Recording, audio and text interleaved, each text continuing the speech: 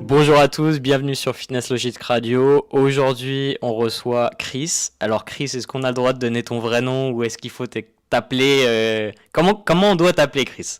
C'est ma première question. Salut mon gars. Chris Transformer, c'est très bien. Ok, nickel. Marche sur les réseaux parce que c'est là où on me trouve le plus facilement.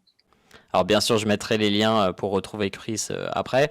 Alors, nous, ça fait un moment qu'on se connaît et ça fait un moment aussi que je voulais qu'on se fasse un podcast. Alors, j'avais pas encore de podcast, mais je me dis ça serait trop bien qu'on ait une discussion ensemble et de pouvoir partager parce que quand on se voit, généralement, bah, on a pas mal de sujets en commun parce qu'on a un parcours qui est assez similaire et c'est pour ça que je pensais que c'était intéressant de partager ça avec les gens. Donc, pour t'introduire un petit peu, moi, quand je t'ai connu, t'étais sur ta transition où tu venais du bodybuilding et tu étais en transition sur bah, peut-être des activités physiques un petit peu différentes qu'on va aborder un peu plus tard dans ce podcast.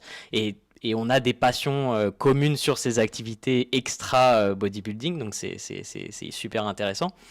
Et du coup, est-ce que tu peux un peu te présenter, présenter ton parcours par rapport à l'activité physique, d'où t'es parti, comment t'es arrivé dans le bodybuilding et même du bodybuilding de compétition, nous parler un petit peu de ce passage-là, et après on passera rapidement sur bah, justement un peu ce changement d'état d'esprit, cette approche un petit peu différente de la vie et de l'activité physique, et après on parlera d'autres trucs par la suite. Donc je te laisse parler maintenant. Ok, donc je vais faire un peu l'historique. C'est vrai que moi, à la base, j'étais dans la comptabilité, donc dans quelque chose de complètement différent. J'ai fait mes études, en fait, tout mon cursus, que ce soit ma licence, ma maîtrise et même jusqu'à mon diplôme d'expertise comptable, je bossais à KPMG. Et en même temps, je faisais du body. J'étais à fond dans le fitness. J'avais commencé très tôt, peut-être à 16 ans déjà dans la chambre, 18 ans en salle. Et j'étais un gros passionné. Je faisais même des compétitions, alors surtout en maths physique.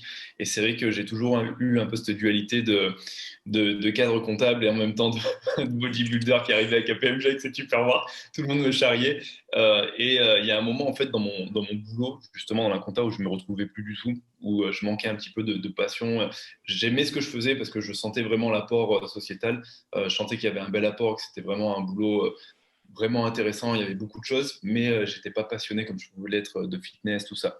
Donc il y a eu un jour où je me suis dit, bon, bah, il faut que je fasse autre chose et peut-être que je vive de mon choix de passion, parce qu'à la base, ce choix, on va dire, de partir dans la compta, ça a vraiment été un choix, on va dire, de raison. C'est mes parents qui m'ont poussé dedans, surtout ma mère. Mon père était, lui, directeur financier, ma marraine, expert comptable, et ma mère, qui n'était pas du tout dedans, m'a dit, vas-y, rentre dans cette voie, il y a du débouché, tout ça. Mais à la base, quand j'étais au lycée, j'étais dans une option sport pour devenir éducateur sportif. Et je touchais déjà à tout, rugby, je faisais de la gym, je faisais du hand, je faisais plein de trucs.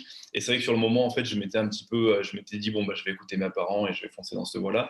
Au bout de justement 7-8 ans, à la fin, quand j'étais en train de passer donc mon diplôme d'expertise comptable, donc j'étais expert comptable mémorialiste, là je sais pas, il s'est passé un truc, j'ai eu un déclic et je me suis dit, je pense que c'est corrélé un petit peu aux réseaux sociaux, le fait d'avoir commencé les réseaux sociaux et d'avoir vu pas mal de monde sur les réseaux qui commençait à vivre un petit peu de leur passion, et aussi à être dans un style de vie un petit peu digital, à bouger, où en fait ça m'a mis un peu des étoiles dans les yeux et je me suis dit bah, pourquoi je ferais pas ça. En plus, je suis hyper passionné de fitness, j'adore partager sur ça. J'avais commencé à avoir un petit compte déjà que je commençais à alimenter avec une petite newsletter. Et j'avais un ami à moi, Béranger, qui était lui dans le digital. Et un jour qui est venu et qui m'a dit bah, Chris, c'est carrément possible. Tu es passionné par ça. Aujourd'hui, tu peux en vivre. Si tu fais les trucs correctement, il n'y a pas de raison. Et sur le moment, alors j'ai eu de la peur parce que je me suis dit mais je vais passer de comptabilité à fitness, de salarié à mon compte. Donc j'avais beaucoup de freins. Mais je pense que le fait d'avoir un bon entourage et le fait d'avoir aussi pris le temps pour me lancer, ça m'a pas mal aidé. Mais c'est vrai que la transition a été assez rude parce que je suis passé du jour au lendemain quand même de ce casquette d'expert comptable à cette casquette de mec qui est dans le fitness, sur les réseaux sociaux et qui en plus voyage. Et c'est vrai que quand en fait j'ai fait cette réorientation, je suis parti vivre en Australie en même temps et c'est là où tout s'est accéléré. Mais Pour mon parcours, on va dire sportif, pendant mes études justement et pendant ma période où j'étais à KPMG, j'étais à fond bodybuilding. J'étais vraiment sur une logique de performance, sur une logique d'hypertrophie musculaire où je voulais tout optimiser. Et puis progressivement, plus je suis rentré dans mon business et plus j'ai commencé à être plus sur une logique de, on va dire, un peu fitness, d'équilibre, avec aussi l'approche de l'alimentation, une approche plus holistique. Et c'est vrai qu'il y a beaucoup de choses qui ont changé entre-temps. Donc il y a il y a eu pas mal de mouvements pour moi. Je reste quand même un grand fan de bodybuilding. Et aujourd'hui, même par rapport à mes entraînements, on retrouve vraiment une logique encore performance, bodybuilding. Mais c'est vrai qu'il y a pas mal de choses qui ont changé depuis. Pour revenir un petit peu à ta découverte justement du body et de l'esthétique physique, tu penses que ça découlait de quoi initialement? C'était moi, je sais que j'ai été très influencé par les dessins animés, les mangas, tu vois, genre Dragon Ball Z, c'était je pense, un facteur déterminant. Non, mais vraiment, tu sais, on rigole, mais je pense que vraiment c'était un facteur déterminant. Et puis après, personnellement, je me sentais pas bien dans mes baskets, j'étais en surpoids, etc. Donc j'avais envie de changer. Euh, Toi, qu'est-ce qui s'est passé par rapport à ça? Pourquoi tu avais ce désir d'esthétisme en plus de la performance physique? Je pense qu'on a des facteurs qui étaient très proches parce que je me rappelle, moi je suis un grand fan de manga et je me rappelle de Dragon Ball Z, tout ça. Et Avec des physiques de ouf. le truc qui donnait envie. Et puis à 15-16 ans dans la chambre, tu vois, je commençais à taper mes séries de pompe à fond et je le faisais tous les jours. Et en fait, j'étais moi au début, je vais pas forcément dire complexé, mais j'étais pas forcément à l'aise avec mon physique. Je me sentais très mince, peu musclé. Alors j'étais bien dessiné, tout ça. Mais par rapport à certains amis de classe qui étaient un petit peu plus étoffés, ben, je me sentais un petit peu, on va dire, un peu chétif, tout ça, tu vois. Et je me disais, ouais, c'est vrai que j'ai envie d'avoir un physique plus musclé, tout ça, parce que je donnais ben, finalement beaucoup d'importance au physique. Et je me rappelle la première revue de fitness, j'étais chez un ami, en fait, et j'avais Steve Cook qui était en. Quand il y a Steve Cook, qui est aujourd'hui une personne que je suis encore beaucoup, mais qui m'a vraiment inspiré au début, parce qu'il représentait vraiment le lifestyle, fitness, tout ça. Et c'était vraiment l'époque où lui, il était chez bodybuilding.com. Donc là, il commençait vraiment à avoir un pic, il commençait à Ouais. monter. Il y avait eu ce mec qui devait avoir peut-être, je sais pas, 23, 24 ans. Et il me semblait super impressionnant. Il avait tu vois, il donnait l'impression d'avoir confiance en lui. Il était fit, il faisait aussi un petit peu genre multisport, football américain, fitness, tout ça. Et sûrement, j'ai été hyper inspiré par ça. Puis après, quand j'ai commencé à un petit peu à feuilleter, j'ai commencé à tomber sur des mecs comme Arnold. Là, ça a été l'inspiration où là, j'ai vu des gars avec des physiques de dingue. Et c'est ce qui m'a fait, je dirais, rentrer vraiment dans la partie body à fond, où dès que j'ai pu avoir 18 ans, je me suis dit, je veux aller en salle et je veux aller pousser de la fonte et je veux me construire un physique massif comme ces gars parce qu'ils ont l'air d'avoir tellement confiance en eux et c'est tellement esthétique, je trouve ça tellement beau, la proportion, tout ça. J'étais comme un dingue, quoi. C'est marrant parce que on est un peu en poursuite de ça, c'est-à-dire on se dit ouais bah si j'ai un meilleur physique, je vais être plus sûr de moi, alors que quand tu baignes un peu dans le fitness, quand tu baignes un peu dans le bodybuilding, tu te rends compte que c'est un milieu où la plupart des gens ont peu confiance en eux et peu confiance en leur physique, alors que c'est assez paradoxal et c'est assez intéressant. Et tu étais compétitif sur d'autres sports ou dans la vie en général quand tu étais plus jeune, est-ce que c'est ça qui t'a poussé vers la compétition ou... Je pense que oui, j'étais beaucoup dans le basket parce que j'en ai fait pendant longtemps, quasiment 7-8 Ok. ans, et j'étais à même très très bon niveau. Et après, j'ai toujours eu l'esprit de compète, vraiment au niveau du sport, ce qui fait que au bout d'un moment, au bout de 4-5 ans justement de musculation, donc de fitness en salle, je me suis dit bah, pourquoi pas me tenter sur les compètes. Il y avait possibilité, j'avais quand même une bonne maturité, j'avais quasiment 23 ans avec déjà un bon physique, parce que quand tu fais 50 salles, c'est déjà pas mal. Et là, elle m'est venue l'envie, j'avais des amis qui en faisaient justement et qui m'avaient proposé ben, de se préparer avec moi. C'est justement ce que j'allais te demander. Est-ce que dans ton entourage, tu avais des gens qui avaient fait ça? Parce que souvent, ça nous impacte un peu. On se dit, ah, tu fais des compétitions. Ah ouais, bah moi aussi, j'aimerais bien peut-être me tester un peu. Vraiment, bah, cette Titi, et moi j'étais dans le sud de la France, j'habitais à Nice, et dans le sud de la France, on avait pas mal de mecs qui faisaient justement de la compète. Je me rappelle, j'avais deux amis principalement hein, qui en faisaient, un qui était beaucoup plus âgé, mais qui en faisait un petit peu comme ça pour délirer, un qui était beaucoup plus sérieux, qui était beaucoup plus dedans. Et je m'entraînais avec eux, et un jour ils m'ont un peu tendu la perche, ils m'ont dit pourquoi pas, là tu commences à avoir un bon physique, ça peut être cool, et tu vas voir que le fait de te préparer en plus, ça va te permettre d'aller beaucoup plus loin, de voir beaucoup plus de choses, de mieux apprendre à te connaître toi physiquement et aussi d'avoir un physique beaucoup plus poussé. Et là, je me suis dit, bon, bah, pourquoi pas, vas-y, je vais y aller. Alors, je vais pas me prononcer pour toi, mais c'est vrai que moi, je t'ai toujours connu avec. Enfin, tu prends pas beaucoup de gras, j'ai l'impression. Alors après, tu me diras peut-être le contraire, genre tu le caches bien et tu me dis non, non, mais je cache tout entre mes omoplates dans le dos en fait, mais tu le vois pas. Mais je t'ai toujours connu, enfin même les photos d'avant que je te connaisse, enfin t'avais toujours une condition physique pas mal. Est-ce que pour toi t'avais plus de difficultés à manger peut-être ou à prendre du poids ou 1000%. J'étais vraiment plutôt dans la partie où tu as du mal à prendre du poids, où tu es obligé de te goinfrer. Je me rappelle, au début, en plus, quand j'avais peu de connaissances, j'étais du style à prendre des gainers, comme beaucoup de personnes, et à tourner à 5 6 000 calories des fois pour arriver à prendre du poids. Alors, pour la première compète, j'étais monté très lourd, hein. J'étais arrivé à prendre du poids, j'étais monté quasiment à 100 kilos, ce qui est énorme, et j'avais séché, j'étais ah ouais. redescendu à 88, 87 pour un 6%. Et c'est vrai que T'as des photos à 100 kilos? alors 100 kilos, non, mais j'ai des photos à 88 bien. Ah là là, Je dois je, t'envoyer. je vais voir. Tu vois dessus les trapèzes, les épaules, les bras, la tête étaient petites à côté. Il faudra que je te les envoie après. Et j'avais galéré parce qu'en fait, moi, pour le fait de manger autant, c'était un supplice, quoi. C'était vraiment une contrainte. Et c'était vraiment, j'avais un Tupperware toutes les 2h30. Et c'était le même Tupperware avec masse de riz, du bœuf ou du poulet, des asperges et du brocoli et un petit peu d'huile d'olive, quoi. Et c'était vraiment dur. Alors que j'avais des amis qui mangeaient beaucoup moins et qui prenaient beaucoup plus facilement, mais qui étaient plus en galère pour la sèche. Typiquement, moi, pour la sèche, je me rappelle, je l'avais fait sur 6 semaines quand tout le monde l'a faisait sur 12 semaines. Et j'étais parti de 14% et en 6 semaines, j'étais descendu à 6%. Quoi. Les mecs m'ont dit, mais what the fuck, comment t'as fait quoi? Intéressant, intéressant. Pour revenir un peu à ce que tu disais par rapport au fait que ton entourage t'ont soutenu dans ta transition, tu sais, j'ai l'impression qu'on a un petit peu le même parcours dans le sens où on a choisi une vie avant peut-être pour satisfaire un peu nos parents. Et après, on a transitionné vers une vie qui nous satisfait plus nous, parce qu'on s'est rendu compte que ce qui est important, c'est quand même ce qui nous rend heureux nous avant tout, et pas forcément notre entourage. Même si, bon, voilà, on a envie de faire plaisir aux gens qu'on aime. Mais dans ce sens, tu vois, par exemple, moi, même ma transition a été très difficile en fait. Quand j'ai annoncé à mon entourage que je voulais transitionner vers le fitness, c'était pas compris du tout.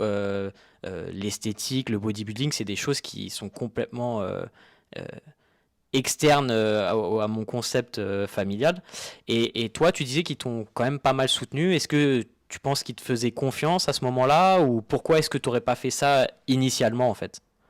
Je pense qu'en effet, il me faisait confiance. Mon père était plus cool à ce niveau-là, probablement parce qu'il était moins présent. Et au début, j'ai mis du temps même à le dire à ma mère parce que j'avais peur justement de la décevoir, parce que c'était elle qui avait impulsé un peu l'envie chez moi d'aller dans la compta, tout ça. Mais en fait, j'ai compris qu'à partir du moment où il me voyait vraiment heureux dans ce que je faisais, il s'était carrément OK. Puis il voyait que j'étais un gros mordu de fitness, tout ça, quoi. Déjà à la maison, à 15 16 ans, il voyait taper des pompes tous les jours dans ma chambre. J'avais acheté des haltères. Ma mère, c'était elle qui m'avait inscrit la première fois en salle. Donc, elle sentait que c'était une voie qui était, voilà, qui était pour moi très importante. Sur le moment, je pense qu'en effet, ils ont eu peur. Parce que, ben, en effet, tu leur dis, voilà, je finis mon cursus d'expertise comptable et là, je me réoriente du jour au lendemain, je passe à autre chose. Donc, ils flippent, tu vois. Et puis, en plus, ils ont un peu leur croyance en se disant, bon, ben là, ils vont aller dans une filière où il n'y a peut-être pas des débouchés, ou c'est peut-être compliqué, ou peut-être qu'il va se retrouver en salle avec, voilà, avec un SMIC, alors qu'il avait une super position avec possibilité d'être dans une multinationale avec un super. C'est ça. Quitter sa position de confort. J'ai fait d'ailleurs une IGTV hier sur ce concept-là et c'est toujours difficile. Même pour nous, hein, de se dire de quitter une position de confort et se dire, bon, bah, je vais me mettre dans une position inconfortable pour retrouver sans doute un confort qui est même meilleur par la suite, mais c'est une transition qui est pas évidente. Ouais. Ouais, confortable, surtout pour nous, dans le sens qu'on a peur de décevoir. Donc, on pense beaucoup à la vie des autres et de Ouais, nos proches. Et en même temps, on a aussi nos croyances et nos peurs, nos croyances qu'on nous a léguées hein, depuis qu'on est petit, qui fait que nous, on a un travail en fait énorme à faire sur nous pour arriver à franchir le cap et se dire, allez, je sors de ce confort et je me mets dans l'inconfort de façon temporaire, mais c'est pour mieux parce que au moins je vibre dans cet inconfort. Moi, ça me plaît. Moi, je sais que la première fois que je me suis mis chez moi et que j'ai arrêté d'aller bosser avec KPMG, que j'ai ouvert mon ordi, que j'ai commencé à bosser sur le site de fitness, j'avais pas le même enthousiasme, j'avais pas la même énergie, tout ça, et je me suis dit, ouais, c'est trop bien, tu vois. Après, bon, il y a l'entrepreneuriat hein, qui est un monde où tu te prends des gamelles, où tu perds du temps et de l'énergie, mais une fois que tu es dans une matière, en tout cas, dans une discipline qui te plaît et que tu as envie voilà, d'y aller à fond, ça fait vraiment une différence. financièrement, dans ta transition, tu t'étais préparé un petit peu ou t'es parti et t'étais... franchement, très très peu. J'étais Très peu. très peu préparé. Heureusement, le fait de me lancer je dirais de façon digitale, j'avais pas au début vraiment de charge fixe. J'avais pas de, c'est pas comme quelqu'un qui veut, tu vois, ouvrir une boulangerie ou une réorientation avec un physique en dur, avec des charges importantes. L'investissement est minimum, ouais. Voilà, l'investissement était minimum. Et puis, je pense que toi comme moi, avec les bagages qu'on avait, c'est aussi plus évident de se lancer, de se dire, bon, ben, si je me foire, à la limite, avec ce que j'ai déjà, ben, je peux retrouver voilà, une place assez facilement. Donc, alors qu'une personne, tu vois, qui serait orientée avec peu de bagages, naturellement, il y a plus de peur. Donc, je pense qu'on avait des positions, même si c'était inconfortable, avec un certain confort, dans le sens qu'on avait une liane quand même à côté de nous qui était solide. Et je pense que ça aide pas mal. Ouais, je suis d'accord. Je suis d'accord. Euh, Du coup, donc tu as eu tes petites années compétition, fitness, body, hardcore, etc. Et bah, sur ces dernières années, moi je t'ai vu évoluer, je t'ai vu changer un peu ton approche par rapport à la culture physique. Alors donc, comme tu disais, t'aimes toujours ça, enfin ça t'intéresse toujours, t'as pas envie de, enfin t'aimes bien avoir une esthétique dans laquelle tu te sens bien, bien dans ton corps, mais t'as commencé à faire pas mal de trucs un peu nouveaux. Donc via tes voyages, t'as commencé à surfer, entre autres. La première fois, c'était en Australie. C'était même pas, c'était à Bali la première fois. C'était à Bali, ok. Donc Bali, qui est quand même, pour ceux qui savent pas, culturellement une destination du surf. En fait, Bali, c'est une île où il y a tellement de rivages que on peut surfer pratiquement tous les jours parce qu'il y aura toujours une vague disponible quelque part sur l'île. Alors, peut-être pas à 5 minutes à pied, mais c'est pour ça que la plupart des pros, là, pendant le Covid, ils étaient tous là. Kelly Slater, il était à Bali et il se faisait plaisir. Et, euh, et du coup, c'est quelque chose qui était nouveau pour toi. Et t'avais déjà fait des sports de glisse avant ou c'était un peu. Alors honnêtement, ouais, je skiais pas mal parce que quand j'étais dans le sud, je skiais dans les Alpes. J'allais souvent en Oron et Isolade 2000. Et depuis petit, j'ai toujours aimé les sports de glisse. Je faisais même du roller quand j'étais plus jeune. Genre, j'allais même dans le C'est pas skatepark et tout. vrai. Mais Ouais, attends, ouais, j'étais passionné de roller. Oh là là là là. non, ouais. Ben, roller en ligne, roller en skatepark. Après, moi, j'ai toujours été un bon polyvalent, tu vois. Je touche à tout un peu au niveau des sports. Et je prends vite la main. Et même le surf, la première fois que j'ai essayé, ma première take-off, j'ai pris la vague et j'ai commencé à surfer et tout, tu vois, sur un longboard.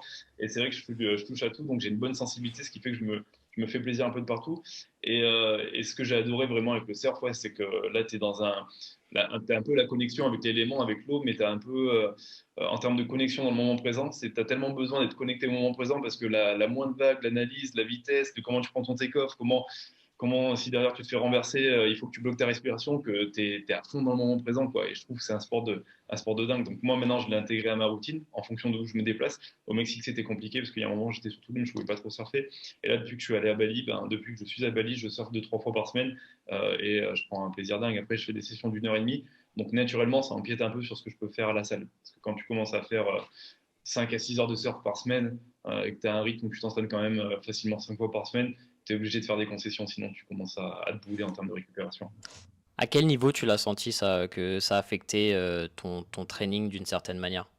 Parce que pour ceux qui ne savent pas, parce que je disais sport de glisse, mais en vérité, qu'on soit honnête l'un vers l'autre, le surf c'est plus un sport de nage et essayer de choper des vagues pour ensuite glisser 10% du temps total. donc c'est quand même un sport. Moi j'adore ça, mais c'est vrai que enfin, ça impacte mes épaules pas mal quoi. Et vu que j'ai pas les épaules super solides, Tu vois, c'est tout à fait ça. Je pense que c'est un sport où, comme tu l'as dit, c'est 10% du temps, voire 5 quand tu commences, où tu glisses, et le reste du temps où tu es en train de paddle, où tu affrontes la mer, les vagues, tout ça. Et en fait, ça crée quand même pas mal de fatigue musculaire parce que c'est répétitif en fonction de ta session. Si tu fais 1 heure et demie dans l'eau, bah, à force de faire du paddle avec tes bras, tu as l'arrière de l'épaule, voire même l'épaule qui chauffe, tu commences à avoir les dorsaux qui chauffent. Et typiquement, après, bah, à l'entraînement, c'est des choses que tu sens. Il y a une fatigue musculaire qui se met en place. Et moi, je l'ai senti assez rapidement. Tu vois. Donc, et souvent, et c'est ça que j'aime bien à Bali, c'est qu'à Bali, ils ont des massages appropriés. Ils ont ce qu'ils appellent le massage du ouais, surfeur, où ils travaillent sur, un il peu te comme un bodybuilder, défonce. ils se défoncent, et ils travaillent sur les épaules et les trapèzes, et tu sens même les trapèzes inférieurs et moyens qui souffrent, parce que ton mouvement de paddle est quand même un mouvement assez puissant et qui a une grande amplitude. Et c'est vrai que ben, je suis obligé, moi, après, d'adapter mes séances de sport. Du coup, tu fais quoi? Tu fais moins du haut du corps ou tu baisses ton volume sur ton haut du corps? Je baisse mon volume pour le coup sur le haut du corps, honnêtement. Alors, je conserve bien sur les pectoraux, sur tous les muscles qui ne sont pas forcément touchés, comme un peu les biceps, les triceps, et tout ce qui va être pectoraux, je garde un bon volume. Et après, tout ce qui va être dos, épaules, je réduis le volume. Je réduis le Ok. volume et la fatigue, je peux même réduire l'intensité.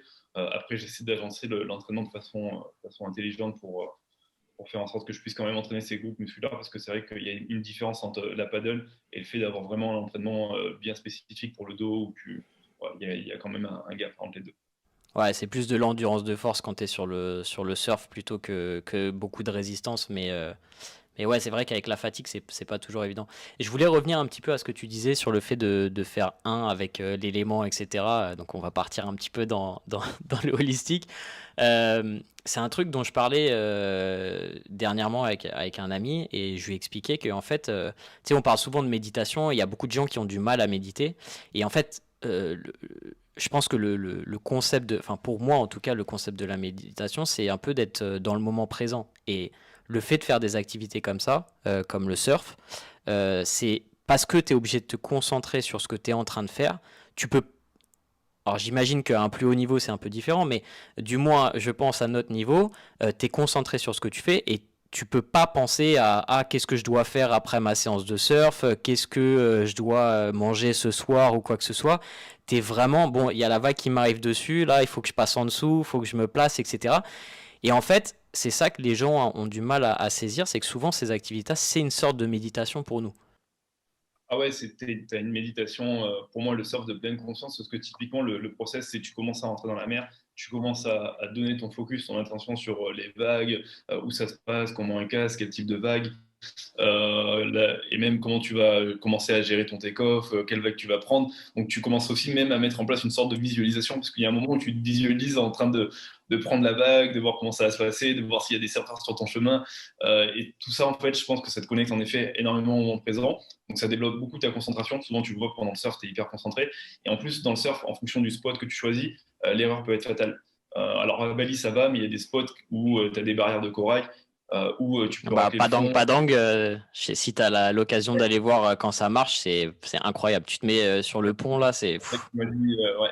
Et typiquement, là, tu as besoin d'être connecté, tu as besoin d'être là. Et c'est vrai que je trouve que le surf, c'est excellent pour se connecter au moment présent et c'est excellent pour se rapprocher d'activités comme la méditation. Et aujourd'hui, tu as beaucoup de surfeurs qui pratiquent la méditation, le yoga, la respiration, parce que c'est des activités qui te renforcent justement ta pratique du surf et qui te permettent aussi de, même typiquement quand tu te prends une vague et que tu es en train de rouler sous la vague et que tu perds ton souffle, là, le but, c'est de ne pas être dans la réaction, mais c'est d'être un petit peu dans une forme de lâcher prise. Je me calme, je réduis un petit peu les tensions à l'intérieur de moi pour justement faire en sorte que ça se passe bien. Et puis une fois que la vague est passe, je ressors, mais tranquille, tu vois. Donc c'est aussi même, je dirais, un état carrément. Et justement, ça me permet de faire la transition sur un truc que je t'ai vu faire et ça m'a fait vraiment plaisir que tu te lances là-dessus. C'est l'apnée. Parce qu'il y a aussi beaucoup de surfeurs qui font de l'apnée. Et moi, c'est quand je fais pas de surf et quand je peux pas bouger, c'est le. J'en parlais en fait dans une de mes vidéos sur mes blessures. C'est une des seules méthodes peut-être pour moi de méditer au sec en fait. J'ai vraiment du mal à faire le vide. Mais l'apnée, c'est fantastique. Alors, quand tu es dans l'eau, c'est encore mieux parce que comme tu disais, c'est une synchronisation de ouf. Mais du coup, est-ce que tu retrouves ces mêmes sensations sur l'apnée, ce lâcher prise, comment ça s'est passé?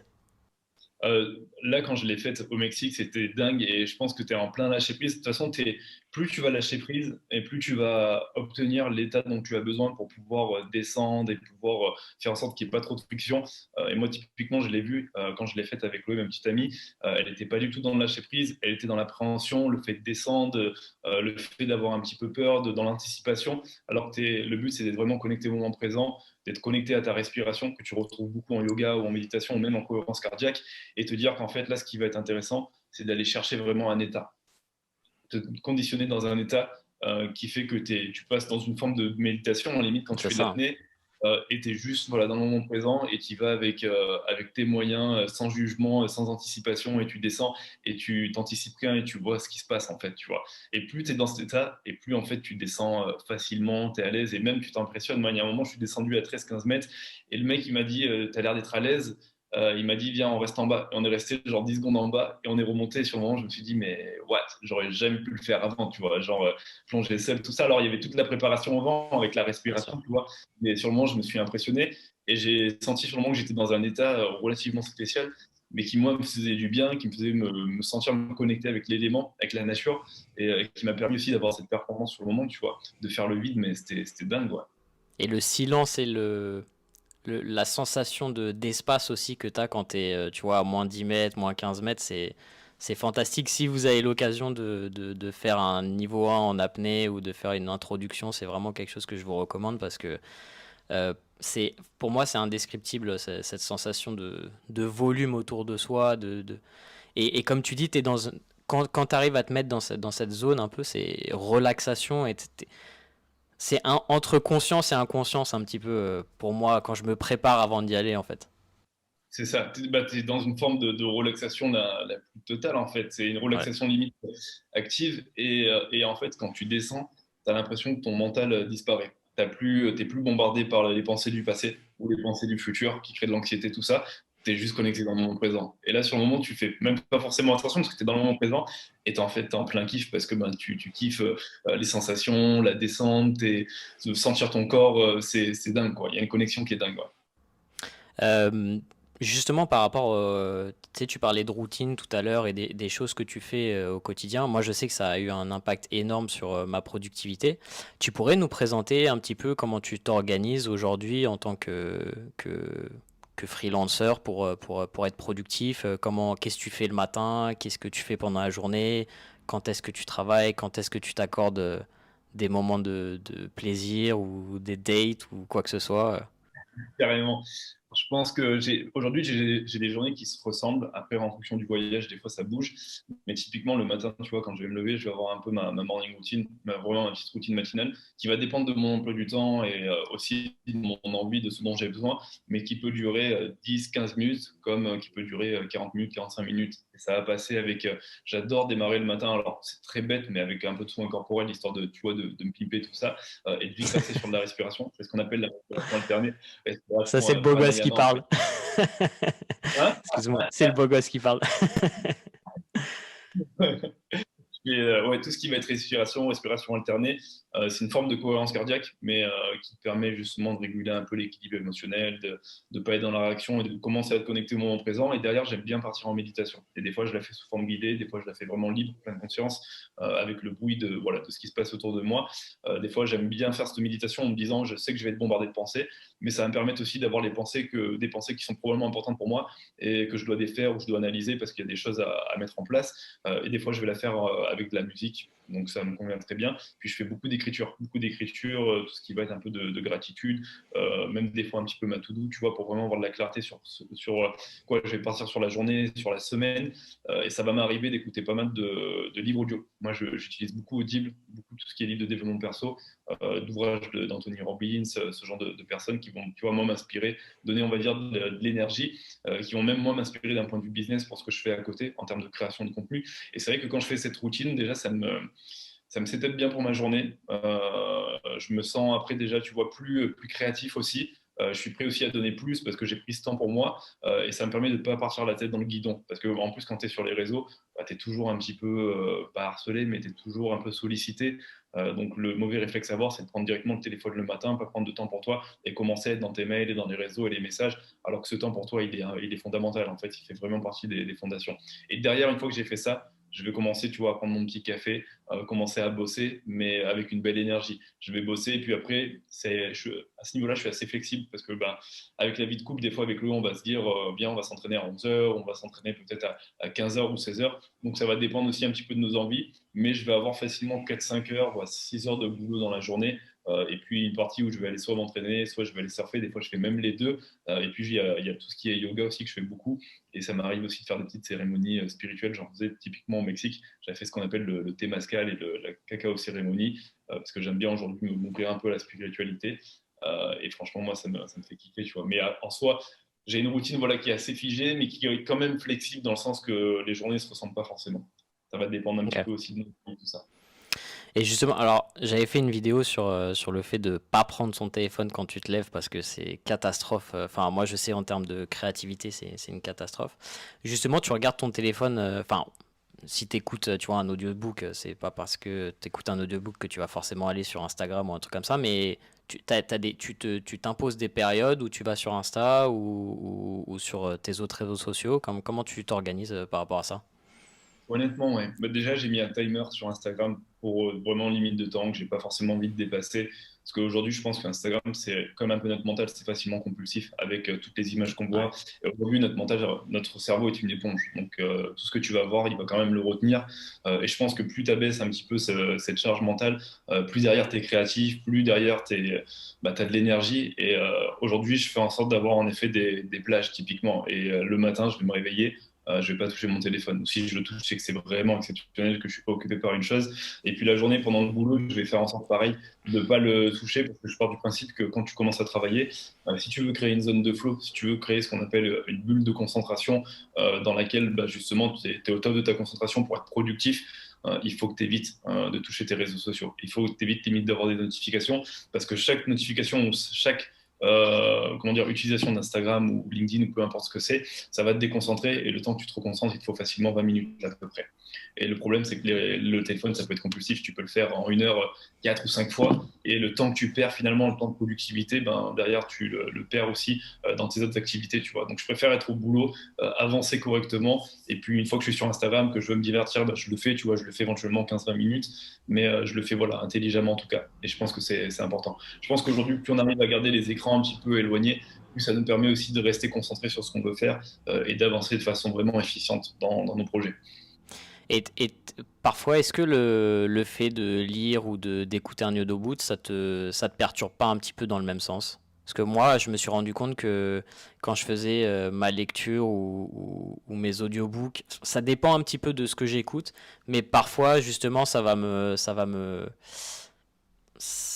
peu me perturber par rapport à ce que je veux faire au niveau créatif derrière. Toi, t'es neutre par rapport à ça? Je suis plutôt neutre par rapport à ça. Après, honnêtement, j'ai vu que quand tu vois, je prends un livre par rapport à un audiobook, je suis beaucoup plus dans l'instant présent. Parce que le livre, ben, tu l'ouvres, tu es obligé de tourner les pages. Alors que l'audiobook, facilement, tu peux juste l'avoir dans les oreilles. Et si tu veux aller sur Instagram un moment ou si tu veux commencer, je sais pas, à faire la vaisselle, tu peux typiquement le faire. Sauf que ta concentration, elle a besoin d'avoir vraiment un focus et il faut que tu sois focalisé sur ce que tu fais pour vraiment avoir la pleine attention et que ça fonctionne aussi. Après, je sais que pour ma part, je suis une personne très auditive. Donc, tu as des personnes qui sont visuelles, d'autres plutôt kinesthésiques. Moi, je suis très auditif. Donc, je suis très transcendé par ce que j'entends. Typiquement, moi, la musique ou un audiobook, quand je vais l'entendre, il va vraiment m'impacter et il va me donner une dose de créativité énorme. Alors Et qu'une tu le personne qui retiens serait mieux aussi. je le retiens mieux. Alors qu'une personne qui serait plutôt visuelle aura besoin de le palper, de le voir écrit plus que de l'entendre. Donc ça va dépendre aussi de nos propres modes de fonctionnement. Je sais que pour moi, j'ai pas ces contraintes-là. C'est juste que si par contre je me sens un petit peu en ce moment, comment dire, challengé par plusieurs choses dans ma vie, je risque un moment de laisser l'audiobook de côté, de le laisser tourner et de faire quelque chose en même temps. Et là, ça devient productif. Et Ouais, ça m'est déjà je arrivé. vois. Pour revenir un petit peu à l'entraînement, j'ai un truc qui me tient un peu à cœur parce que je fais une série justement sur les blessures. Mais est-ce que dans le cadre de tes entraînements, tu as eu des complications à cause Est-ce que tu t'es déjà fait mal à l'entraînement ou à l'extérieur? Comment ça s'est traduit dans tes entraînements? Est-ce que tu peux nous parler un petit peu de ça? Honnêtement, hein, je me suis pas mal blessé. Même si j'ai été assez méticuleux, je me suis beaucoup blessé en bas du dos. Je pense que c'était à 24-25 ans où je me suis fait une double hernie discale. Donc ça a été compliqué. Je faisais beaucoup de deadlift, de squat. J'avais des mouvements qui étaient plutôt corrects, mais tu sais, sur un jour de fatigue, tu peux vite te faire mal. Et sur un jour de fatigue, en fait, j'avais bien préfatigué le dos et en faisant un curl, je m'étais complètement bloqué le dos. Et à partir de là, j'étais allé chez un ostéo. Je me rappelle l'ostéo de la fédération d'haltérophilie monégasque qui m'a suivi après pendant 6 mois.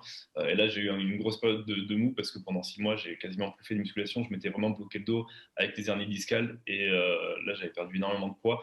Mais ça a été vraiment la plus grosse blessure, je pense, que j'ai eue dans le fitness et celle aujourd'hui qui me suit toujours, dans le sens que j'ai vraiment créé une forme de fragilité en bas du dos et que derrière, même quand j'étais en Australie, je m'étais rebloqué le dos, même si j'étais beaucoup plus consciencieux et sage dans ce que je faisais. Et là, aujourd'hui, typiquement, dans toutes mes activités, même quand je fais du surf, je vais sentir que le dos est sensible, même quand je fais du yoga, alors pourtant ça me fait du bien. Donc là, maintenant, je suis typiquement quand je vais à la salle, tu peux me voir faire du soulevé de terre, mais je vais jamais en faire à plus de 70, 80 ou 100 kilos. Des fois, je vais me faire plaisir, je vais monter à 150, mais par rapport à avant, où je poussais très très lourd, je vais être très loin et parce que je suis obligé de l'intégrer comme ça, parce que sinon je me fracasse le dos et le dos, c'est une partie. L'élément déclencheur, c'était sur un curl biceps, genre en balançant ou... Ouais, Ok. curl bicep, où il y a un moment, c'était un petit peu du tricher parce que j'étais dans une phase où je mettais assez lourd. En fait, je me rappelle, dans cette phase, je faisais du deadlift 2 fois par semaine, plus du squat. Et j'avais vraiment des pics de performance, hein. Je passais à 200, voire 250 kilos. Et en fait, il y avait une usure, en fait, il y avait une fatigue qui fait que Ouais. derrière, le corps n'a pas suivi et je me suis vraiment, vraiment fait mal, quoi. Et du coup, aujourd'hui, ça t'arrive d'avoir des épisodes où t'as un peu enfin, pas inflammation, mais où tu as des pics de douleur un peu plus sérieux que d'autres ou... Ouais. Alors aujourd'hui, comme j'ai vraiment conscientisé tout ça, j'ai plus forcément des pics de douleur, mais je vais sentir la gêne typiquement. Et typiquement, je le vois quand je deviens, et je l'avais vu avec le confinement, quand je deviens trop sédentaire, quand je commence à ne plus trop bouger, naturellement, là, les douleurs en bas du dos commencent à ressortir assez facilement, ou quand je vais commencer à en faire un petit peu trop. Et il y a un moment, j'étais à Bali, j'avais une routine où je m'entraînais presque tous les jours, et quasiment je surfais tous les jours parce que à Bali, tu as des niveaux de stress qui sont tellement bas et tu dors tellement bien que tu es en mode pic de performance, mais il y a un moment, si tu t'écoutes pas, ça te rattrape. Et je me rappelle que je me Ce qui est bloquais bien, c'est qu'à facilement. Bali, à 8 heures, tout est fermé de toute façon. Donc, Ouais, c'est au lit. c'est un moto, mais ça ferme tôt. Et là, il y a des moments où je me bloquais le dos et là, j'étais dans des douleurs assez aiguës, quoi, parce que c'est nerf sciatique et tu connais, ça te lance bien. Et oui, là, ça m'arrive beaucoup moins, mais je sens toujours quand même cette petite gêne Donc, me tu tire un petit t'écoutes peu. plus maintenant, en fait, quand tu commences à avoir ces petites gênes, tu fais bon, là, il faut que je me calme un peu sur mes activités physiques, etc. Et ça a tendance à passer. Et ensuite, tu peux revenir à un schéma un peu plus normal. Complètement. Et j'ai ciblé même, tu vois, dans tout ce qui va être musculation, j'ai ciblé vraiment les mouvements aujourd'hui qui peuvent créer cette tension. Même s'ils sont bien faits, je sens que y a une fatigue. Et puis maintenant, j'ai commencé, quoi, j'ai 31 piges, j'ai commencé à 18. Donc, tu vois, j'ai 13 ans derrière moi. On a beau dire ce qu'on veut, il y a un moment où il y a une usure qui se met en place. Même si tu pratiques bien ta musculation, même si tes mouvements sont nickel pendant 13 ans, il y a un moment, à force de pousser, de répéter, il y a quand même le corps finit par vieillir. Donc, il y a une petite usure qui se met en place et tu es obligé de prendre ça en considération dans ton entraînement.